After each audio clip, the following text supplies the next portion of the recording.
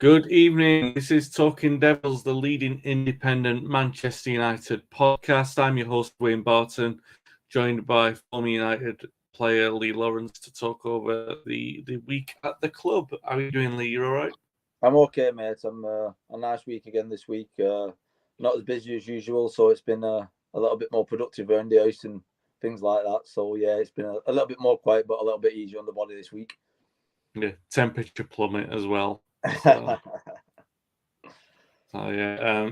No Phil with us tonight, unfortunately. He's had a bit of a family emergency, so we're thinking of him. Hope you're all right, Phil. If you're watching live on YouTube or Facebook, feel free to get your comments and questions in. If you're watching the replay, say hello and comment. We do still reply to the comments that we get on the replay. And if you're listening on the audio podcast, if you can subscribe if you don't already and leave a review on the platform you're listening on, we would very much appreciate that. Also, if you're watching on Twitter, I'm still trying to get my head around streaming live through Twitter. But if you are watching live through Twitter, there are a few of you apparently on there. Comment under the tweet, and I'll try and get as many as I can when we're live on the show. All right. So first up, Lee, we did talk about Jadon Sancho last week and the tweet and everything, but that's sort of rumbled on a little bit. According to several reports like the Athletic, and I don't have any reason to doubt the Athletics. Their reporting is always good, or usually very strong. They've Sancho and Ten Hag have had a meeting. Sancho has refused to apologise. He took the tweet down from Twitter. Didn't apologise though, and he's been sort of banished to play with the reserve team or the youth team. I don't know how true that is, but what is true is that the club issued a statement about it. You know, that there's been a disciplinary issue and that he's, effectively available for selection. In the meantime, another club statement. What do you make of it? I mean, if it's true, if the reporting is true, and that he did take it down, but he's refused to apologise, do you think that it's the right thing that Ten Hag has done that, just to sort of say, well, until you do apologise? And obviously, I know we're going to be talking about things that are speculation. I know we're going to be talking about the things that are in the press and have been speculated about Jadon's, turning up late and mental health issues and everything. But going on what we do know, do you think that Ten Hag's taken the right approach? It's a right strange one for me with Sancho, because like I say, we only got half a story about why he went, training away on his own for a period of time. We're led to believe obviously it was down to mental health issues, but we didn't get the overall picture. Obviously when he come back and you seen the pictures when he was making basically his second debut after he'd come back from his time away. Ten Hag looked over the moon that he was back, and he was really pleased and really happy that he was back. But I watched the interview today with Ten Hag, and he's literally said he got asked to do a job when he come to Man United, and it was to change the ethos of the club and the ethos of the way the players are. And I think last year we met me and Phil. We go mad about it all the time, because obviously 20 odd years ago we was in that position trying to break into the first team, and under Sir Alex Ferguson there was a certain way of doing things that sadly over the years has got lost since Sir Alex Ferguson has gone, which again we've mentioned numerous times. The young lads at the club now get paid a hell of a sum of money before they've even made it. I don't think it does them any favours. So the attitude needed to change within the club, and Ten Hag certainly has come in and done that to a degree. If you look at what happened with, fine example, he's got rid of one of our biggest legends at the club, Ronaldo, which was a big call for him to make. He dropped Rashford when he was in big form because he was a bit late for an interview. So he's not been scared of making big decisions. And it's probably what the club has needed, a little bit more discipline putting into it. So if you look on that scale of things, I kind of can get it and see why he's doing it. He doesn't want one player thinking he's bigger than the club, and especially say for example if his attitude's wrong in training, or you've got to be on it 24/7. He's kind of got the mentality. What it reminds me of was when Sir Alex Ferguson's there, which is great. But when you reverse that, he's got to probably earn that reputation and off the players too. So it's a sticky one. I think. If I was Jadon, this is just my personal opinion, I'd have took it on the chin, and I would have gone back into training, and I would have said, right, okay, I'm not training hard enough, or I'm not doing this. I'll show you I'm good enough to get into that team. You know what I mean? And that's the way I'd have done it. Unfortunately, I think that attitude is few and far between now with footballers. I think the other thing with Jadon too is probably disappointed in himself and his own form. You know, he's come over with a reputation over from Bayern Munich where he was outstanding, and he's come over with a big price tag, and he's obviously he's not hit the ground running for whatever reason. He's probably disappointed in himself, and then the manager starts giving him a little bit of not stick, but probably some home truths, and he's not liked it. But like Ben saying there, the team comes first, and I totally agree with that. If you've got to work hard on the pitch and also hard off the pitch for not just yourself but for your teammates in the club, and if he's not doing that, then yeah, I think it's a fair way of trying to sort him out. Yeah.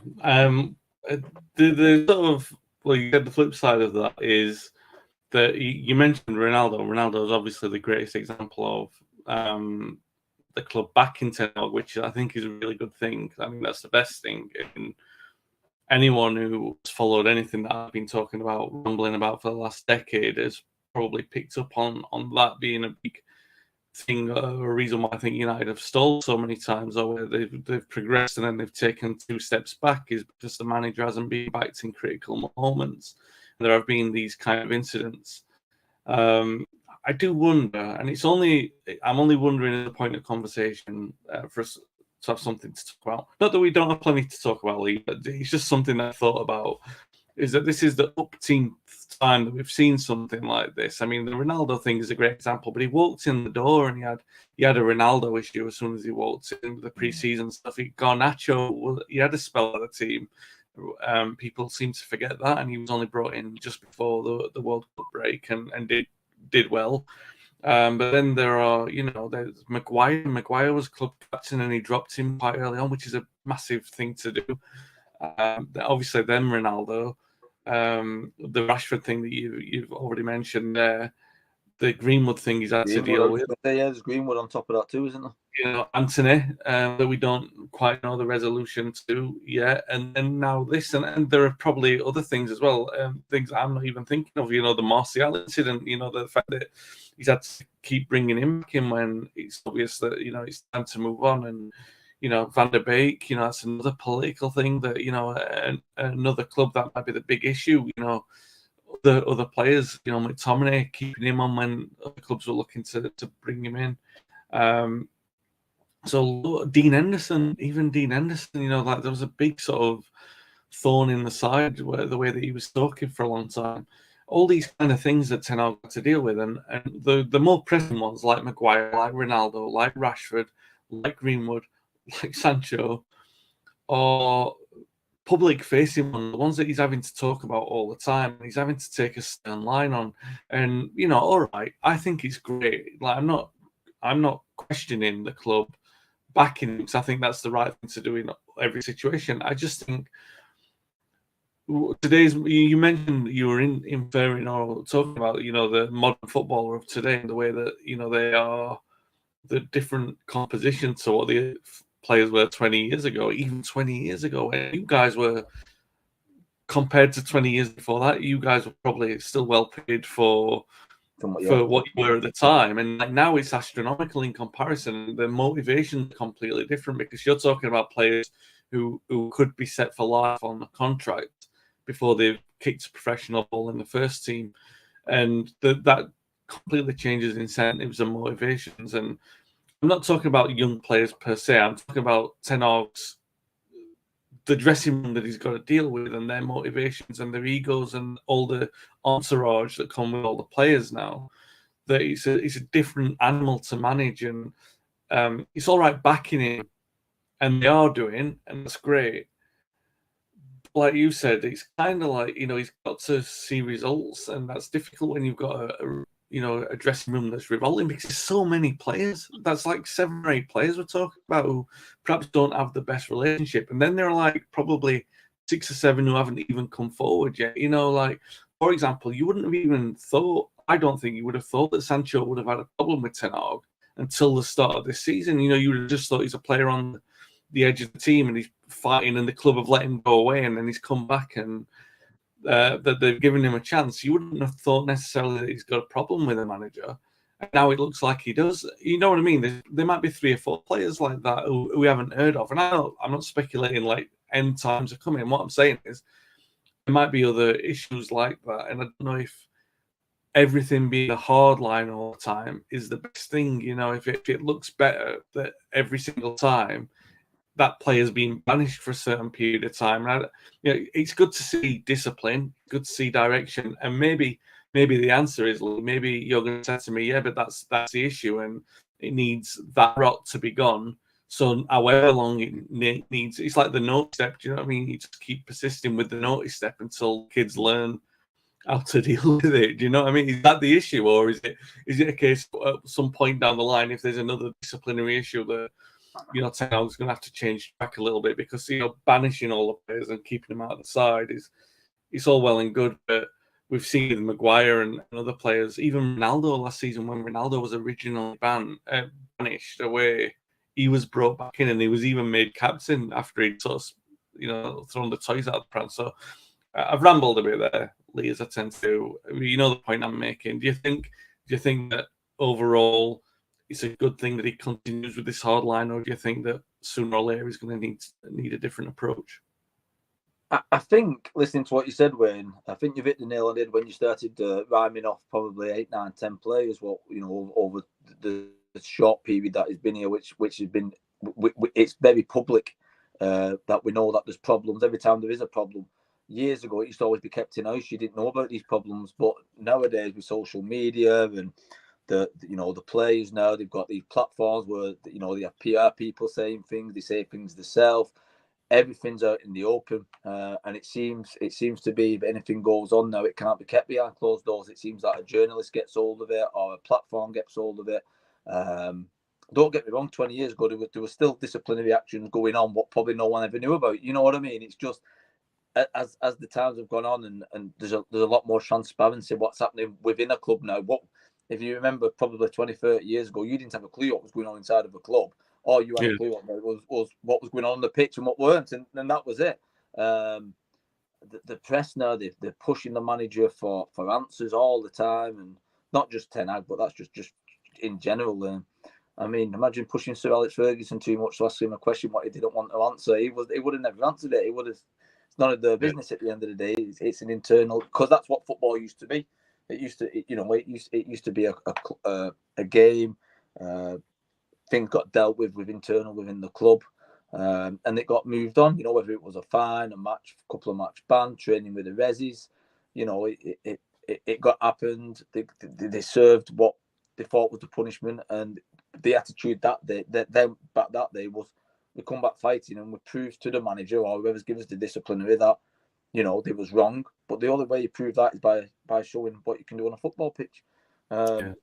I would never ever have thought if I mean, let's look at it. I never had a bad word against me officer Alex Ferguson, but I'm pretty sure if I did, or he give me a clip on the ear or for something, I would have kept it to myself, and I wouldn't have been answering back. You know what I mean? But like I say again, I think that comes back to level of respect, what we all had back then. But like I say, Alex Ferguson was, even when I was there, he was still a legend at the club. He'd earned that respect for doing what he'd done and winning what he'd winning and producing the teams and the young lads what he produced. So it's kind of, I think he's caught in between a little bit of a rock and a hard place tonight at the moment, because, like I say, he's trying to install this discipline and this infrastructure, which we've all said for years has been needed. Back in the days when we was watching Pogba and Lingard, the day after a match, dancing in the dressing room when we've been humiliated off Liverpool or one of our main rivals. And so I do get it. I do get that the ethos had to change. But like I say, I do understand too, if it's going to be so public and it's going to be happening, which seems to be on a weekly basis, and it seems to be Man United all the time. You know what I mean? And it seems to escalate when it's Man United than any other club. And it just seems to be one crisis after another at the moment. And I do get it. When does it stop? But you can't let the players have the power. The power's got to be with the club and with the management. Yeah, I think that's a disappointing thing for me with Sancho. I mean, all right, even if you thought that he'd been disrespected or something had been made public that he didn't think should have been made public, there are ways and means to go about it. And he made this public, and he's the one dragging it on, where the club have tried to sort of, you can tell by the steps that's been taken that the club have tried to sort of keep it within, keep a lid on it as much as possible because of Sancho's actions, and they've been so forced, being forced to sort of make this statement to say that, because obviously if he wasn't in the squad tomorrow, well, he's not going to be in the squad, but if he wasn't and the club had kept quiet, the noise would have started up again. So he's kind of, I think that's the disappointing thing for me is that, he knows that the trauma, like you said, like when there was noise around the club, the thing that everyone tried to do back in the day was keep the noise down. Do you know what I mean? Silence it, just get on with business as usual. And whereas I don't think some of these players are doing that, I think they're quite happy to amplify it. And United, that's the last thing that we need. And I think I don't know because I don't know Jadon Sancho personally, and it might just be engineering a move or something. It might be deeply unhappy. There might be any number of reasons why, and I don't want to speculate on those. I just think you've been at United for a couple of years. You know the way that they operate, and if you're in tune with what United, in the direction that United is supposed to be going, you're singing from the hymn sheet that United is supposed to be going, and you want to be a legend at the club, and you want to be remembered as someone who wins trophies. And your conduct is not this way, and that's what's disappointing for me. You know that because everyone's pulling in that direction. But I think Wayne, just so I don't forget what my point is, because I think it's just come to me, and I think it's actually a very good point. When you look at the teams when I was playing, and the team I was trying to get into, and it was the team what you'd never win anything with kids team, wasn't it? You know what I mean? The lads had grown up there. Growing up there, you got the actual loyalty value of being there for years and knowing what the club was, playing for the badge, playing for the club, playing for the fans. That got drummed into me at a young age. From being 9 years old, I was there at 9 till 21, nearly 22, and everything was about the club, not the individual. I think nowadays that's got lost a hell of a lot. So I think we felt a loyalty towards the club because that's how we've grown up and that's what we got drummed into us. I feel now the like I say, Jadon's only been there, a matter of a few years, and that not just Jadon, but a lot of other these guys who come for big prices. They've no loyalty. The Man United doesn't run through the blood. They give them. You offer 90% of them the contracts which Saudi Arabia are offering and say you can either stay at Man United on your 70, 80, 90 grand a week, or you can go there for $500,000 a week. They're all getting on the bike and going there for $500,000 a week all day long because they've no loyalty to the club. Now you'd have asked probably growing up a lot more or less any of my team, or probably the team with Scholes, Ian and Gaz Neville and Wes Brown and John O'Shea and people like that. Because of the affinity we had for the club, we would have stayed at the club because it was Man United. We didn't want to go and play for a club what no one heard of and made millions. We were still on good money. They weren't about the money. It was about the club and football first. The money comes second. Nowadays, the money comes first, and your reputation. And I think that's how it is now. Yeah, it's funny in a way because I do agree. It's probably the dysfunction of the club over the last few years as well that has probably put those players. I mean, don't get me wrong. It's still a harsh spotlight, and sometimes those players, like Maguire, is a great case in point, considering like his mum came out and said something earlier. And I'm not here to pick that out. I think that's the pressure that those families are under. I can see why she did it, and I feel a lot of sympathy.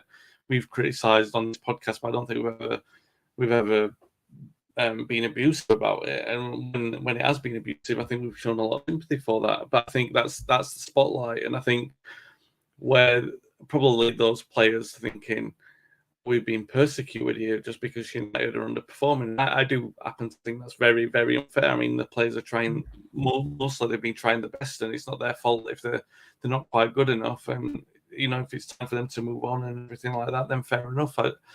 It's just I do wonder, Lee, for me, if the worst thing that could happen for some of these players is the Qatari takeover, if that were to happen. Because if United are suddenly bankroll to the extent where these contracts they're not really nooses in the same way that they seem to be at the moment, then there'd be a lot of deadwood and a lot of players suddenly, like it could be written off.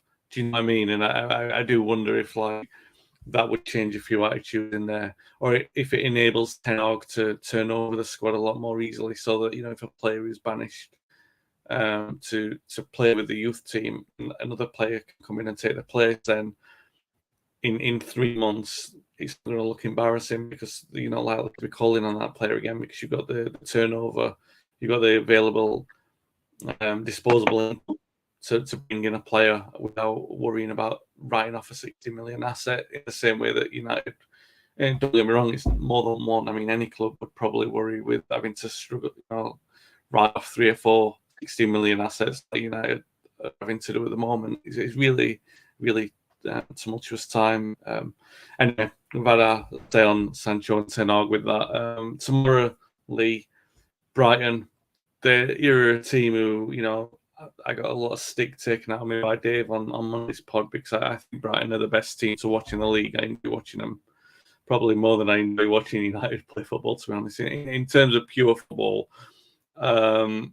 And when they've come to Old Trafford, they've always given a good account of themselves in different ways. I mean, when they first came up, they were difficult to beat. They weren't good to watch, but they were difficult to beat. Over the years, they've been progressively better to watch in the last couple of seasons. Certainly, last season they were unbelievable. They've started the season in similar fashion. They were defeated by West Ham, but they deserve to win the game. Really, what we're looking at is hoping to catch them on that vulnerability in the same way that West Ham are. But I mean, I don't know if it is. It's not really a backhanded compliment, really, because I expect Brighton to go to see him. Brighton outplayed City at home last season, so yeah, I expect Brighton can outplay any team in the league. So by saying that they're going to come to Old Trafford and try and outplay us, I'm not really criticising United so much more than I am praising Brighton. I just think that they're going to come. Their attitude to these kind of games is that it's kind of like a free hit, so they can play with that kind of liberation, which is a sweet spot that Brighton are in at the moment. It makes them a very tricky prospect to face tomorrow, doesn't it? It does, mate. Yeah. Brighton, I totally agree with you. I think if you was a neutral, and Man United were playing or Brighton were playing, I'd probably watch Brighton because they play a more attractive football. They pass with a purpose. They're a very forward-thinking team. Very, very, very well managed club from the club and the manager. And it's been a joy to watch Brighton grow, like I say, from I'm pretty sure when they first got into the Premier League, survival was the main hope. Was it Chris Hughton? I'm not sure. Was it Chris Hughton who brought him up? Yeah. And I'm presuming his job was just to keep him up. And then they moved on with the managers and started playing more attractive football to the football team you see today. And they love it again.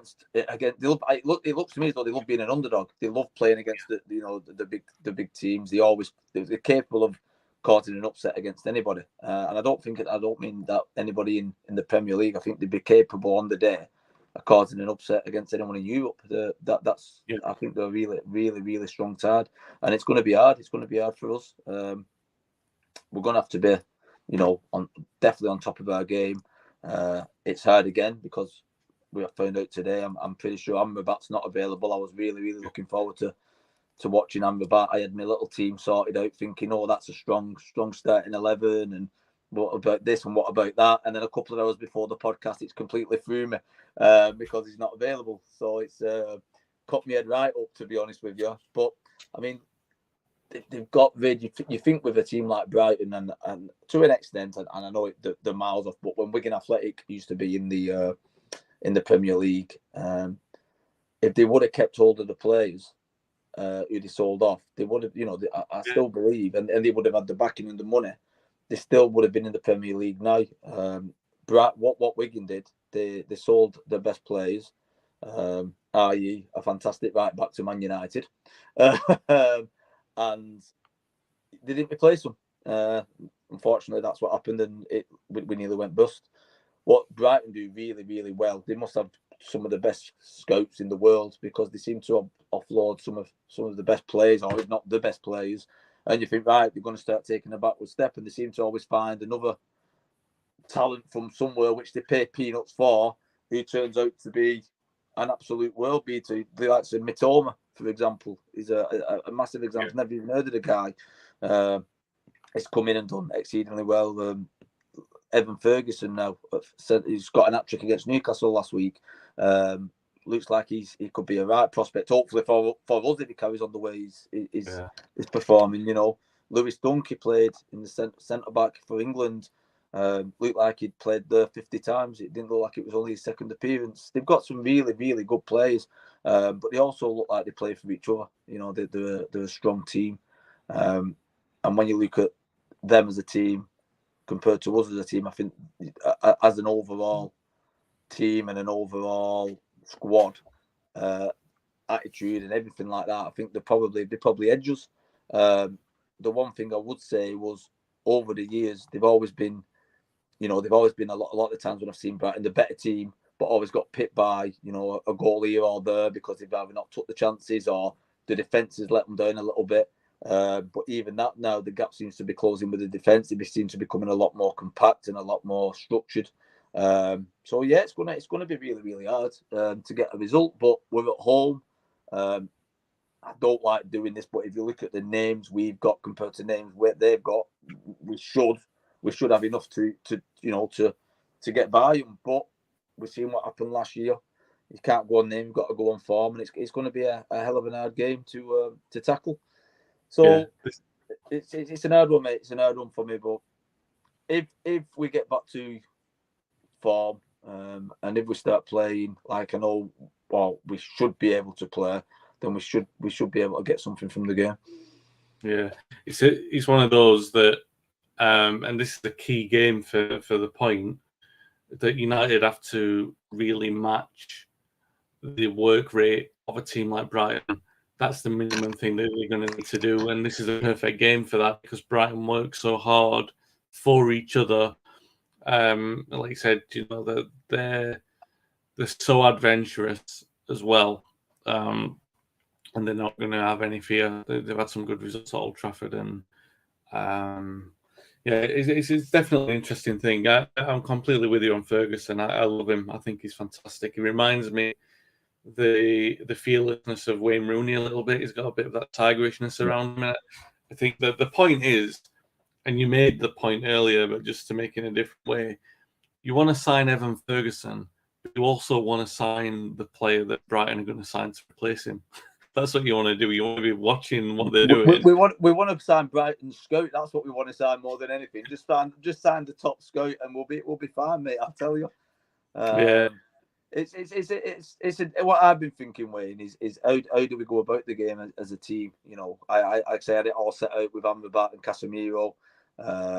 But go on then. What's your 11 then? So we did this on Monday's pod, and I think all of us said Amrabat in there. So what would you go with your 11? So my 11 was going to be Wan-Bissaka at right back. I think Lindelof and Martinez are both fit to start the game. I think he's confirmed that today, so I'd go with that. I think I would give Reguilon a chance at left back. And the only reason I'm saying that is I'm not a fan of the shoehorning thing, what we do. And obviously Dallow's done okay at left back, don't get me wrong, but I'd much rather there be a complete left back playing there than shoehorning a right back in there, if that makes sense. I think if you've got Reguilon and Rashford over on the left, or you've got Dalot and Rashford over on the left, you're going to have two right-footed players, not a naturally left-footed player. Although obviously Rashford has got a cracking left foot on him. Don't get me wrong; it's not his natural foot, is it? So he's going to be stepping. You naturally want to step in if you're playing on the other side, like Anthony does, but Anthony just refuses to use his right foot anyway. But if they're going to, you've got to balance it out for me. So I think you've got to give Reguilon a start up at the left. I did have Casemiro, Amrabat, and believe it or not, I went with Eriksen too as a free, and I went with. What the hell did I go with now? Bruno on the right. I had to think about that one. Then I thought I was saying it wrong. Bruno on the right, Rashford on the left as a free, and Højlund up front in the centre forward position. And I had to think long and hard about that because I like the lad Palistra. He looks like he could be a really good player. I've liked his cameos when he's come on. The lad at right back at left back, for Brighton, is it Estepinian? I think so. Yeah. He seems like a real good left back. What I've seen of him, he seems like a good lad. I'm not sure if it would be the game to put Pellistri in, and I'm all for giving young lads a chance. I am massively for giving young lads a chance, but I feel like what we could do is start with Bruno out there with some experience. He's got a great delivery on him, Bruno, and I think the compromise comes where I can't see Bruno really taking Estepinian on and getting round the back and crossing, but I can see him getting some early crosses in for Højlund to feed off. And hopefully Rashford does that on the other side. I think that's what we need. And if it doesn't work out after 60 minutes, maybe bring Bruno, take Eriksen off. Because Eriksen is a creator. He's a fantastic creator. If we would have had Amrabat and Casemiro covering him, we could have given him a little bit more of a free role to create them chances. But if it doesn't work out, you could always bring Eriksen off after 60 minutes, bring Bruno back into the centre, and then bring Pellistri on and give him half an hour and see if we can change the game that way. That was my thinkings around what I'd do. But obviously with Amrabat not being available now, I've gone for, I think, and I'm only going off his international, the way he's been playing for Scotland. I think they might be McTominay. I think that might be one word. They might bring McTominay in with Casemiro and with Bruno and play Pellistri on the right. I think that's what they might do, just because Amrabat's out. Yeah, interesting dilemma. That's one of the things that we talked about on Monday with all the shapes, possible formation shifts and everything like that. But Ten Hag is stuck with this 4-3-3. He's been so religious with it for the entire time. So you can't really imagine shifting, even though, like you said, the options on the right now is Pellistri or Bruno. Bruno hasn't really been. Don't get me wrong. When he's been on the ball, there are a few people who can create in our team like he can create, but he can get lost out there sometimes. And if he gets lost and he's a bit of a rash player, and I mean that for his good and his bad, but if you're not getting the ball to him, and when you do get the ball, he's making rash decisions and loses the ball, then you're really struggling to get the best out of him, and it's not really the best use of him. So it's going to be interesting tomorrow because of all those things that you mentioned. You do need that work rate in the midfield, and maybe that is, McTominay and Casemiro in there. That's the massive point, is the work rate. And what I've said for the last 2 or 3 podcasts we've been on is we look like we've been overrun in the central midfield of every team we've played. And obviously, if we've got Eriksen in there with Casemiro, we've not got much speed. Where I'm not saying McTominay is a speed master or a speed demon, but it will give you that box to box a bit more than Eriksen will do. You know what I mean? And he's been playing well. He's been playing well. He could give players a chance when they're on form. Just before we close off, we've got Bayern Munich away next week and kick off the Champions League group. What do you make of that? I mean, they also are going to the groups are worked differently this year. So normally you would play the return game second to last, but I think the return game is the last game, so we're going to play all the other games in between. So that means that if you write off the games against Bayern, you're going to pick up 9 or 12 points from all of the games in between, which means trying to get a point or all 3 in Turkey. What do you make of? Is it a good thing? I mean, we talked about this on Monday's pod, and Paul and Dave seem to think it was a good thing that we're playing Bayern first, get them out. Like Bayern haven't, all right, they're got Kane and they're scoring goals, but defensively they look suspect. And he made a great point about German football and club football, mirroring the same kind of thing. So when the German national team is struggling, the Bayern seem to struggle as well. And people sort of remember the 5-1 with England and the sort of reinvention that German football had to take after that. And obviously Japan humiliated Germany the other day, and Bayern play a high line. United have got pace in the team. I'm not saying Bayern don't have pace; they do have pace, but it's an area that they could exploit. Is it a good time to play them away? Would you rather get them first out of the way? Yeah, I think listening to what you're saying, I probably agree with Paul and with Dave. Yeah, bring them on. I think what United's been what they've done in the past is they play. If this makes sense, I'm trying to think how to word it. They play a club by the reputation, if that makes sense. They don't play the actual team what's put in front of them and the team what's on form. So it's not the Man United and Bayern game of years gone by. Let's be honest, we're not the same. The squad like we were 20 years ago, and Bayern certainly are. So I think if we go out and don't play the club's reputation, we just play the game, I think we could potentially, we've nothing to worry about. As opposed to Galatasaray and Copenhagen, going any top club over in Turkey is an ask just because of the atmosphere alone. You know what I mean? You have to have some minerals to go over there and perform with them, with that atmosphere and that negativity towards you.